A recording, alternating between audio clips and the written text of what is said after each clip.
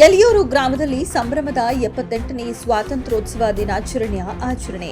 ಶಿರಾ ತಾಲೂಕಿನ ಯಲಿಯೂರು ಗ್ರಾಮ ಪಂಚಾಯಿತಿ ಕಚೇರಿ, ಸರ್ಕಾರಿ ಕಿರಿಯ ಪ್ರಾಥಮಿಕ ಶಾಲೆ ಹಾಗೂ ಅಂಗನವಾಡಿ ಕೇಂದ್ರದಲ್ಲಿ ಗುರುವಾರ ನಡೆದ 78ನೇ ಸ್ವಾತಂತ್ರ್ಯೋತ್ಸವ ದಿನಾಚರಣೆ ವಿಜೃಂಭಣೆಯಿಂದ ನಡೆಯಿತು. ಸ್ವಾತಂತ್ರ್ಯೋತ್ಸವದ ಧ್ವಜಾರೋಹಣ ನೆರವೇರಿಸಿದ ಯಲಿಯೂರು ಗ್ರಾಮ ಪಂಚಾಯಿತಿ ಅಧ್ಯಕ್ಷರಾದ ಭಾಗ್ಯಮ್ಮ ರಂಗನಾಥ್ ಹಾಗೂ ಶಾಲೆಯ ಮುಖ್ಯ ಶಿಕ್ಷಕಿಯಾದ ಜಯಮ್ಮ. ಧ್ವಜಾರೋಹಣ ಬಳಿಕ ಎಲ್ಲರೂ ಒಟ್ಟಾಗಿ ರಾಷ್ಟ್ರಗೀತೆ ಹಾಡುವುದರ ಮೂಲಕ ತಾಯಿ ಭಾರತಾಂಬೆಗೆ ಗೌರವ ಸಮರ್ಪಿಸಿ ಆಗಸ್ಟ್ 15ರ ಸ್ವಾತಂತ್ರ್ಯ ದಿನದ ಹುಟ್ಟಿದ ಹಬ್ಬಕ್ಕೆ ಕಾರಣಕರ್ತರಾದ ಅನೇಕ ಹೋರಾಟಗಾರರ ತ್ಯಾಗ ಹಾಗೂ ಬಲಿದಾನದವರ ಹೆಸರನ್ನು ನೆನೆದು ಸ್ಮರಿಸಿ ಜೈಘೋಷ ಕೂಗುತ್ತಾ ಸಿಹಿ ಹಂಚಿ ಸಂಭ್ರಮಿಸಲಾಯಿತು. ಇದೇ ಸಂದರ್ಭದಲ್ಲಿ ಯಲಿಯೂರು ಗ್ರಾಮ ಪಂಚಾಯಿತಿ ಆವರಣದಲ್ಲಿ ನಡೆದ 78ನೇ ಸ್ವಾತಂತ್ರ್ಯೋತ್ಸವ ದಿನಾಚರಣೆ ಇನ್ನಲ್ಲೇ ಗ್ರಾಮ ಪಂಚಾಯಿತಿ ವತಿಯಿಂದ ಮಾದಕ ವಸ್ತು ವ್ಯಸನದಿಂದ ಮುಕ್ತಿಗೊಳಿಸುವ ಪ್ರತಿಜ್ಞೆಯನ್ನ ಬೋಧಿಸಿ ಸ್ವೀಕರಿಸಲಾಯಿತು. 78ನೇ ಸ್ವಾತಂತ್ರ್ಯೋತ್ಸವ ದಿನಾಚರಣೆಯ ಅಂಗವಾಗಿ ಶಾಲೆಯ ಆವರಣದಲ್ಲಿ ನಡೆದ ಮಕ್ಕಳ ವಿವಿಧ ಸಾಂಸ್ಕೃತಿಕ ಕಾರ್ಯಕ್ರಮ ಎಲ್ಲರ ಗಮನ ಸೆಳೆಯಿತು. ಶಾಲೆಯ ಆವರಣದಲ್ಲಿ ನಡೆದ ಮಕ್ಕಳ ವಿವಿಧ ಸಾಂಸ್ಕೃತಿಕ ಕಾರ್ಯಕ್ರಮ ಎಲ್ಲರ ಗಮನ ಸೆಳೆಯಿತು. ಈ ಸಂದರ್ಭದಲ್ಲಿ 78ನೇ ಸ್ವಾತಂತ್ರ್ಯ ದಿನಾಚರಣೆಯ ಆಚರಣೆ ಶಿರಾ ತಾಲೂಕು ಯಲಿಯೂರು ಗ್ರಾಮ ಪಂಚಾಯಿತಿಯಲ್ಲಿ 78ನೇ ಸ್ವಾತಂತ್ರ್ಯ ದಿನಾಚರಣೆಯನ್ನ ವಿಜೃಂಭಣೆಯಿಂದ ಆಚರಿಸಲಾಯಿತು.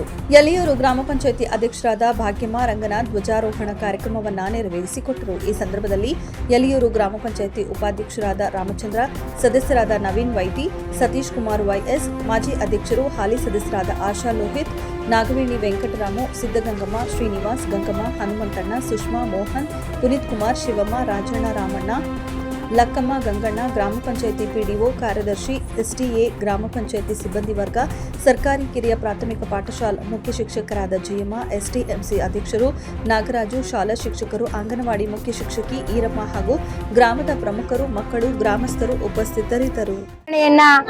ಅದ್ದೂರಿಯಾಗಿ ನೆರವೇರಿಸಿಕೊಟ್ಟಿರ್ತಕ್ಕಂಥ ನಮ್ಮ ಭಾಗ್ಯಮ್ಮ ಅವರಿಗೆ ಸ್ವಾಗತವನ್ನ ಕೋರ್ತಾ 78ನೇ ಸ್ವಾತಂತ್ರ್ಯ ದಿನಾಚರಣೆ ಬಗ್ಗೆ 2 ಹಿತನುಡಿಗಳನ್ನು ಹಾಡ್ತಾ ಇದ್ದೀನಿ. 1947ಕ್ಕಿಂತ ಇಂಚೆ ನಾವು ಸ್ವತಂತ್ರರಾಗಿರ್ಲಿಲ್ಲ. ನಾವು ಹೇಗಿದ್ವಿ ಅಂತಂದ್ರೆ, ಒಂದು ಪಕ್ಷಿಯನ್ನು ತಂದು ಒಂದು ಪಂಜರದಲ್ಲಿಟ್ರೆ ಅದು ಹೇಗೆ ತನ್ನ ಎಲ್ಲಾ ಸ್ವಾತಂತ್ರ್ಯವನ್ನು ಕಳೆದುಕೊಂಡು ಆ ಗೂಡಿನಲ್ಲಿ ಕೂತಿರುತ್ತೋ ಹಾಗೆ ನಾವು ಕೂತಿದ್ವಿ.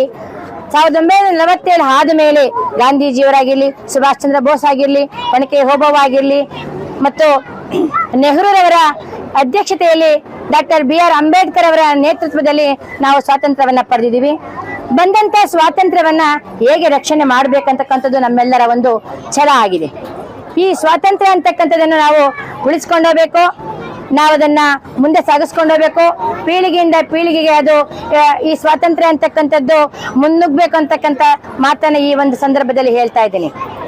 ಮನುಷ್ಯ ಸ್ವಾತಂತ್ರ್ಯ ಆಗ್ಲಿಲ್ಲ ಅಂದ್ರೆ ಅವನು ಮುಂದುವರಿಯಲಿಕ್ಕೆ ಆಗೋದಿಲ್ಲ, ಅವನು ಹಿಂಬೀಳಿಕೆ ಆಗ್ತಾ ಹೋಗ್ತಾ ಇರ್ತಾನೆ. ಅದೇ ರೀತಿ ದೇಶನೂ ಸಹ ದೇಶ ರಕ್ಷಣೆ ಮಾಡ್ತಕ್ಕಂಥ ಒಂದು ಕರ್ತವ್ಯ ನಮ್ಮೆಲ್ಲರದ್ದು ಆಗಿರ್ತಕ್ಕಂಥದ್ದು. ದೇಶ ಅಂತಕ್ಕಂಥದ್ದು ಈಗ ನಾವು ನೋಡ್ತಾ ಇದೀವಿ, ಹಿಂದೆ ಡಚ್ಚರು, ಪೋರ್ಚುಗೀಸರ ಕೈ ಕೆಳಗೆ ನಾವು ನಲುಗಿ ಹೋಗಿದ್ವಿ. ಅದೇ ರೀತಿ ಈಗ ಒಂದು ಭಯೋತ್ಪಾದನೆ ಅಂತಕ್ಕಂಥ ಒಂದು ಭಯೋತ್ಪಾದನೆಯಲ್ಲಿ ನಾವೆಲ್ಲ ನಲಗ್ತಾ ಇದೀವಿ. ಆ ಭಯೋತ್ಪಾದನೆಯನ್ನ ನಾವೆಲ್ಲರೂ ಸೇರ್ಕೊಂಡು ನಿಲ್ಲಿಸಬೇಕಾಗಿದೆ. ದೇಶಕ್ಕೆ ನಾವು ಕೋಟೆಯಾಗಿ ನಿಲ್ಲಬೇಕಾಗಿದೆ.